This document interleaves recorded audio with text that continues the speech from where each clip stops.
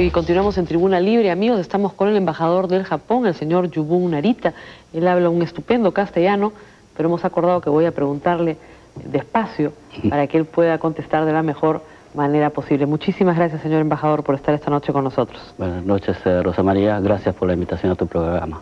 Bueno, su visita coincide con una noticia importante para el Perú. El Japón ha rechazado el pedido de la Interpol para detener a Alberto Fujimori. El portavoz del gobierno, el señor Yasuo Fukuda, ha sostenido, y leo textualmente, que según las leyes niponas, una notificación de la Organización Internacional de Policía es insuficiente y no obliga a las autoridades japonesas a practicar un arresto. ¿Por qué es insuficiente? ¿Por qué la legislación japonesa no puede colaborar con la justicia peruana? Bueno, creo que no es solo en Japón, pero en otros países también tiene el mismo sistema de que difusión roja que dice de Interpol no necesariamente significa tener un poder jurídico para que la policía pueda detener a un individuo que está en la búsqueda. Tengo un comunicado de Interpol que ahí precisamente dice, no sé si puedo leerlo. Sí, por cierto. Bueno, aquí dice, por ejemplo, la consideración de la difusión roja como instrumento válido para solicitar la detención preventiva de una persona depende de las respectivas legislaciones de los países miembros de Interpol. Algunos de ellos permiten que la persona buscada sea detenida preventivamente, mientras que para otros las difusiones rojas son una mera información y no comportan una especial relevancia jurídica. Bueno, en nuestro caso es el que tiene esta última parte, ¿no? ¿Por qué no comportan especial relevancia jurídica para el caso del Japón? ¿Qué dice la legislación japonesa? Que no, en la Constitución, el artículo 11, dice que no puede detener a un individuo sin previa autorización del juez. Nosotros tenemos exactamente el mismo artículo en nuestra Constitución y es un artículo de aplicación casi universal. Nadie puede ser detenido sino por mandamiento escrito y motivado por el juez, a menos de que esté en flagrante delito. Exactamente. Ese es un principio universal de la justicia penal. Bueno, no necesariamente universal, porque aquí dice hay dos sistemas. Ciertamente, pero en general no es, digamos, universal en el sistema occidental, que ustedes han tomado, entiendo, el mismo sistema porque Estados Unidos lo impuso luego de la guerra, por lo tanto es muy parecido. Ahora, sin embargo, el ministro de Justicia ha señalado el día de hoy que existe un precedente, la detención de una terrorista japonesa del Ejército Rojo, que fue inmediatamente deportada al Japón a solicitud del gobierno japonés. No tenemos tratado de extradición, pero tenemos costumbres, tenemos precedentes. ¿Por qué ese precedente no es aplicable esta vez? Bueno, quizás la pregunta es en dos partes, ¿no? Porque una parte no corresponde a mí, porque la policía peruana pudo detener a ese terrorista buscada japonesa. No sé cómo pudo hacerlo, quizás hubo la autorización del juez. Después, como entregó, creo que era una colaboración entre las dos agencias. Y también la diferencia es que en ese caso, que nosotros apreciamos la colaboración de la autoridad peruana, era un individuo japonés que estaba buscado por policía japonesa que estuvo en Perú. En caso del señor Fujimori, y creo que ahí debe tener una consideración que tiene doble nacionalidad, es peruano, pero a la vez también japonés. Entonces, lo que está buscando la autoridad peruana es un peruano, pero también un japonés. Ahí creo que hay una gran diferencia, ¿no? Políticamente. Señor embajador, tener doble nacionalidad garantiza la impunidad a una persona, es decir, si una persona comete un delito en un país y va al otro donde también tiene nacionalidad, y en ese país esos delitos también tienen sanción, ¿nunca va a ser juzgado? No, yo no digo que nunca va a ser juzgado. Hay posibilidad, en caso de nuestra ley, se puede legalmente juzgar a un individuo japonés que ha cometido crimen en extranjero, en ciertos requisitos cumpliendo.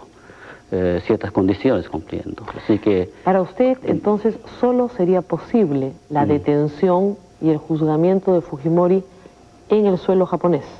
Bueno, eso ya entra un poco de tema política, ¿no? De cómo puede ser tratado, y creo que no es momento ahora de que yo diga definitivamente cerrando la posibilidad, porque actualmente yo entiendo que el gobierno peruano está gestionando para tener una cuadernillo de extradición que no ha llegado todavía a Japón. Vamos a ver cuando llegue la solicitud. Ahí se verá. Ahí se verá. Ahora. Porque todavía no sabemos de qué delitos y qué causas, con qué razón, con qué pruebas la autoridad peruana quiere extraditar al señor Fujimori. De acuerdo, pero en el caso, lo repito, del precedente que existe de la terrorista, no hubo un cuadernillo de extradición, fue deportada. Sí. En el caso de usted señala, no aplica, porque el señor Fujimori ha aplicado o ha señalado que tiene nacionalidad japonesa. El señor Dañino, el día de hoy, en una carta al Washington, al New York Times, ha señalado que la palabra exilado no aplica para Alberto Fujimori, sino más bien fugitivo. ¿Qué opina usted de eso? Bueno, no sé en qué término dijo el señor embajador en eso. Solo lo que sabemos como hecho es que el señor Fujimori está en Japón como siendo un ciudadano japonés, no más ni menos. Ahora, señor embajador, usted conoce la situación en el Perú, sí, lee los periódicos, sigue el caso Fujimori, cualquier embajador en su posición tendría que hacerlo.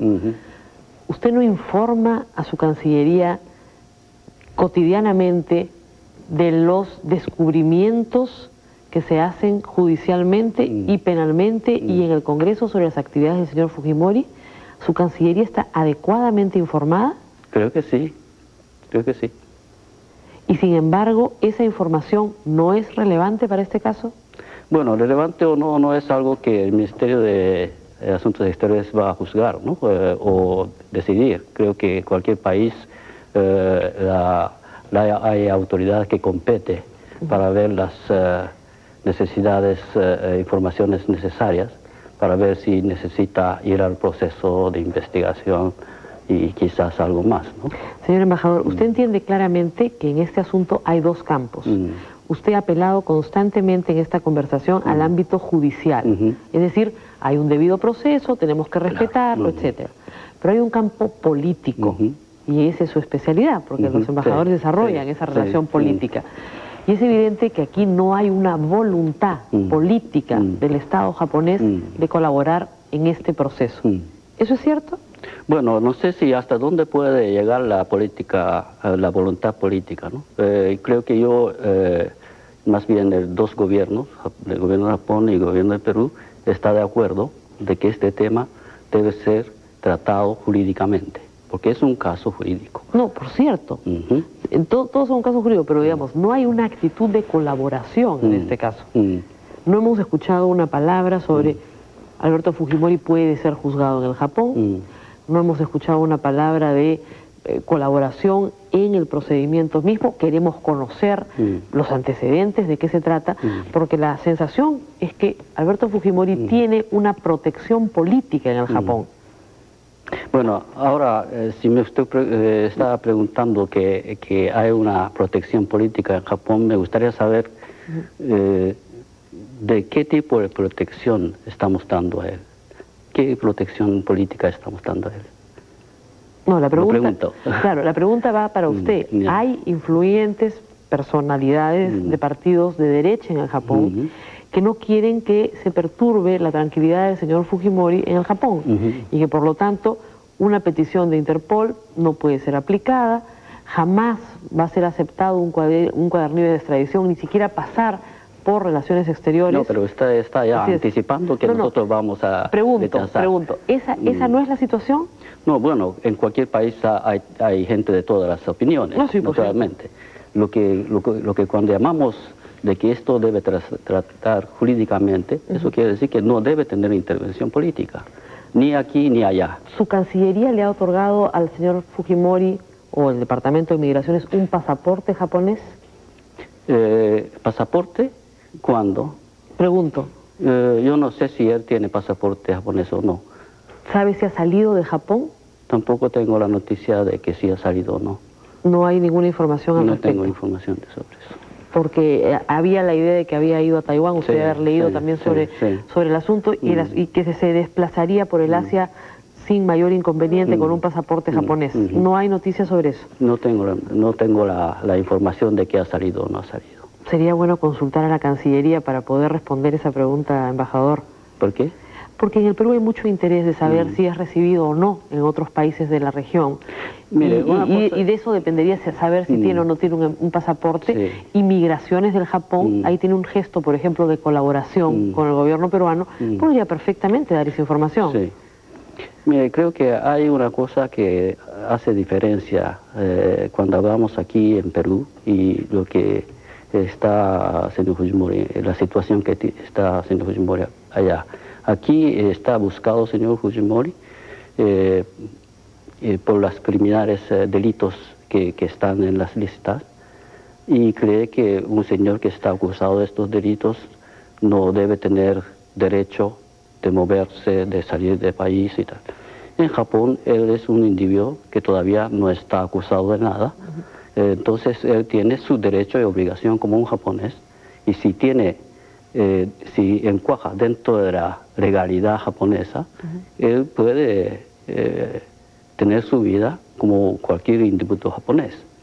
Si lo restringiéramos, sería porque la ley así lo mande. Así es. Señor embajador, entiendo que usted no puede restringir el libre tránsito del señor Fujimori si es que no tiene un proceso, eso es claro.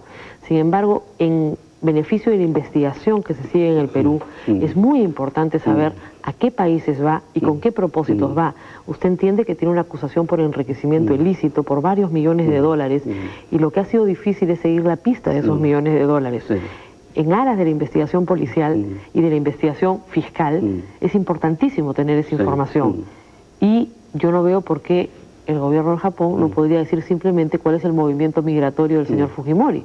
No lo sé si lo ha informado a Perú o no lo ha informado. Eso es lo que hace debidamente al canal de policía, por ejemplo, Interpol.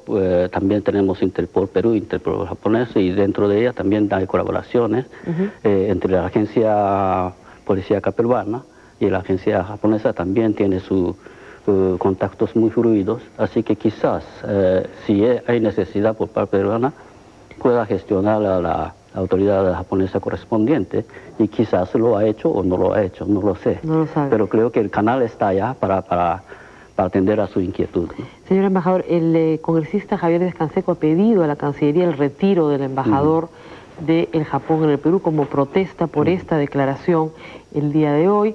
Por otra parte, el señor ministro Bruce, en una conferencia de prensa sobre un tema distinto, se le hizo la pregunta y él señaló que esto no era conveniente porque teníamos una serie de relaciones económicas con Japón que podían verse afectadas. ¿Hay una especie de compensación de su gobierno al Perú en proyectos, en colaboración económica, por este problema con Alberto Fujimori, cree usted? No entiendo muy bien cuando usted dice de compensación. O sea, por un lado, nosotros no vamos a entregar a Fujimori, con Fujimori es japonés, se va a quedar acá, pero no queremos malograr esta relación y por lo tanto damos dinero de cooperación internacional, hacemos donaciones. Él habló de 500 millones para saneamiento, que eran muy importantes, dijo el ministro Bruce, por eso no podemos tomar estas medidas. ¿Hay una relación de ese tipo? Si pregunta en ese sentido, creo que no debe haber y no hay esa política o esas consideraciones, porque son dos cosas totalmente diferentes. El tema de Fujimori, como he dicho, es un tema que debe tratarse dentro del ámbito jurídico, y si quiera o no quiera, dentro de la solución jurídica hay una solución, ahí está la cosa. Por otra parte, eso no influye, y en eso también estamos de acuerdo con el gobierno peruano, de que este tema Fujimori no debe ser afectado en nuestra relación bilateral, que es de ámbito mucho más grande, mucho más importante y de mucha trascendencia. Así que es totalmente dos cosas distintas. Y además nuestra cooperación que hacemos, estamos orgullosos de hacerlo para el bien de Perú y para el bien de nosotros y para el bien de la sociedad mundial. Pero eso no hacemos para que nos dé algo y en compensación de algo, ¿no? Es totalmente diferente. Hacemos eso para el bien de la humanidad, bien de la gente necesitados. Tenemos una idea concreta para qué hacemos la cooperación, porque cooperación es algo que hacemos con los recursos que cada japonés paga, ¿no? Como llaman taxpayers, y nosotros decimos ¿para qué hacemos esto? A los ciudadanos japoneses, y decimos que porque hay necesidad para eso y para el bien de toda la sociedad hacemos esas cosas, ¿no? Señor embajador, un par de preguntas cortas de ámbito jurídico. ¿El Japón es parte de la Corte Penal Internacional? Sí. ¿El Japón es signatario de la Convención contra la Tortura? Sí. ¿Usted cree que esos instrumentos sean aplicables al caso de Fujimori? No lo sé. Sinceramente es demasiado una pregunta simplista, ¿no? Perdone por decirlo así. Sí. No sé, tendría que haber estudiado ambos instrumentos y saber si se aplican o no. Pero me imagino que en Japón deben estar estudiándolos, porque ahí hay una jurisdicción supranacional e internacional y hay también instrumentos que prevén, digamos, conductas que se le imputan a Fujimori. No digo que las haya realizado, pero que se le imputan a Fujimori. Y por lo tanto se tienen que cumplir con ambas normas. En fin, señor embajador, una pregunta final, ahora sí que no tiene nada que ver con el caso Fujimori, que ha estado en esta entrevista, que es el tema de Corea. Hay hoy día preocupación mundial por una posible tensión en la zona entre Corea del Norte, el Japón y una posible intervención de los Estados Unidos. ¿Qué tan grave es para usted este problema y cómo se ve desde la distancia? Bueno, naturalmente estamos muy cerca geográficamente y la amenaza a la paz en esa región es algo que nosotros sentimos de muy cerca y creo que debemos pensar muy seriamente de no tener o de quitar esa tensión. Pero creo que la situación no es algo que podemos dejar al lado. Está ahí las cosas y espero que con las negociaciones, conversaciones o en una palabra, en una manera pacífica de diálogo podamos solucionar la tensión.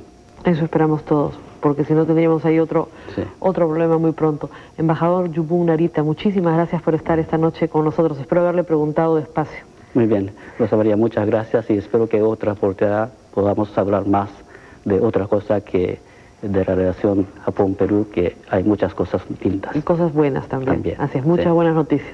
Muchísimas gracias, embajador. Gracias a usted. Amigos, vamos a una pausa y vamos a regresar con el señor Nils Eriksson para hablar de droga y narcotráfico. Volvemos.